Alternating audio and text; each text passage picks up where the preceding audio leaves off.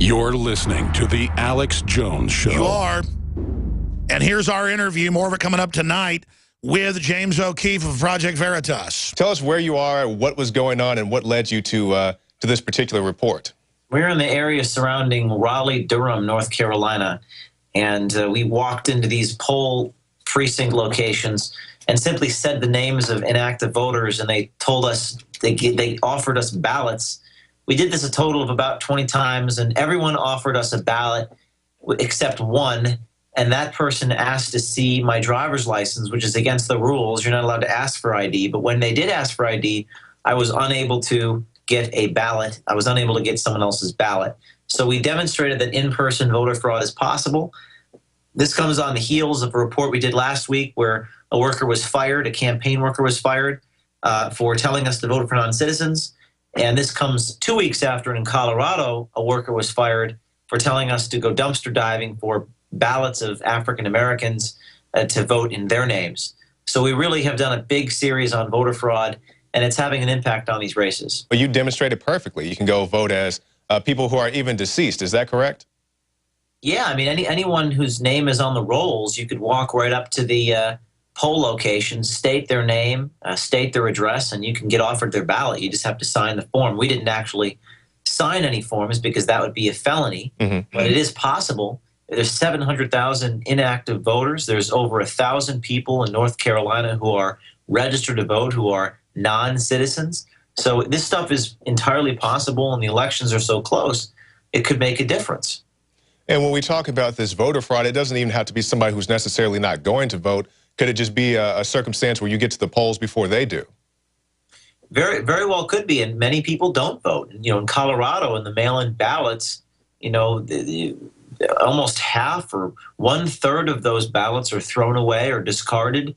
And one of the officials in the video says, yeah, you should go fill those ballots out, fill in those mail-in ballots. All you got to do is check mark someone's name and forge their signature, and you can, and congratulations, you're voting on somebody else's name. So it's possible. The Board of Elections is now investigating. It's really a simple ruse. We've done it before. We got offered Eric Holder's ballot 2 years ago. We went into Eric Holder's precinct and walked right up to the Attorney General where he votes, and the poll worker said, here you go, Mr. Holder. And of course, we weren't Eric Holder, but they assumed we were because there's no photo ID. And then after we did this, they actually had a picture of Eric Holder put on his poll location. Are you serious? So they instituted, they verified identity for Eric Holder, but nobody else. Yeah, I remember that one. You guys were like, I'll be back faster than you could say furious. But, you know, it just shows how easy this thing is to manipulate. And people would say, you know, they try to criticize, say, well, you're showing people how to illegally vote. These people already know if they want to participate in these actions, how to do it. Because you don't, in the jurisdictions you're going to, you don't need a voter ID like you do here in the state of Texas. So let me ask you this. At any point, what surprised you the most? Was there a situation you said, well, no, we're not going to get away with it this time, or just something happened that you didn't expect to happen at all? Well, the shock was, you know, there's a couple of funny anecdotes. One time I was doing this in one of the areas, and I believe it was Durham or Cary, North Carolina, and I was standing right in front of a sheriff or a police officer, and he stood there right behind me as I was doing this ruse. Of course, I wasn't breaking any laws, but there's always the presumption they arrest you and ask questions later. And the police officer had his hands on the side of his body, and it looked like, I basically said to myself, well, I'm pretty much screwed. He's going to arrest me the moment I turn around. So I turn around, and I get offered this ballot, and I say, well, let me go out to the car, and I'll be back. That was my excuse for getting out of the location.